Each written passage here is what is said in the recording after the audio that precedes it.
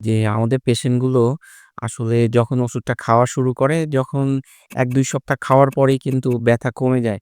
এখন ব্যথা কমে যাওয়ার পরে পেশেন্ট তখন মনে করে যে ভালো হয়ে গেছি, ওষুধটা হয়তো খাওয়ার দরকার নাই। সেই ক্ষেত্রেও বন্ধ করে দেয় অথবা গাফিলতি চলে আসে, একটু অবহেলা করে ওষুধটা খেতে চায় না। তো এই প্রবলেমের জন্য দেখা যায় যে তার যে মাথা ব্যাথার সমস্যা, এটা আবার তার দ্বিগুণ আকারে ফিরে আসে। তো এইটা করা যাবে না।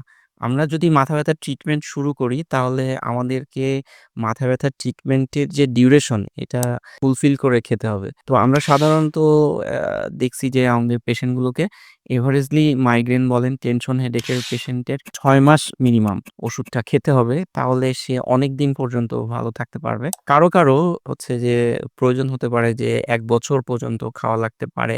তবে এভারেজলি দেখা গেছে ৬ মাস খেলে দেখা যাচ্ছে যে তার মাথা ব্যাথার তীব্রতাটাও কমে আসে। আবার যে ঘন হতো সেটাও কমে আসে। এজন্য আমরা সাজেস্ট করি প্রত্যেকটা পেশেন্টকে যে আপনারা একটু কষ্ট করে হলেও যেন এই ওষুধগুলো একটু ৬ মাস কন্টিনিউ করার চেষ্টা করবেন। তাহলে আপনারাও অনেকদিন ভালো থাকতে পারবেন।